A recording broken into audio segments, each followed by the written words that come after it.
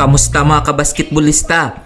Pinataob ng UST Golden Tigresses ang Ateneo Blue Eagles 80-68. Best player of the game si Nicky Villasen matapos humakot ng 20 points, 2 rebounds, 2 assists, 2 steals. Wagi naman ang inyo Lady Bulldogs kontra sa UP Fighting Marons 81-59. Best player of the game si Maymay Canuto sa kanyang 16.6 rebounds. Kung umabot ka dito sa video na to, mag-like na at subscribe. Heto naman ang game recap result. November 15, 2023, tinalo ng UST Golden Tigresses ang Ifioli de Tamaraos 106-85.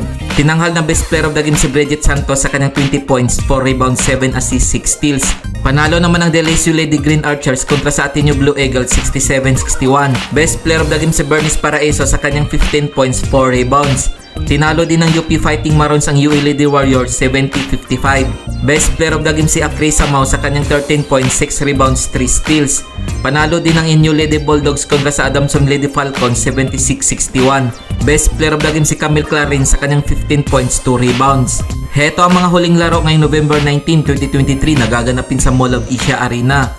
Maglalaban ang Adamson Lady Falcons kontra sa Ifioli de Tamaraos alas 9 ng umaga. Magtutuos naman ang DLSU Lady Archers kontra sa UE Lady Warriors alas 11 ng umaga.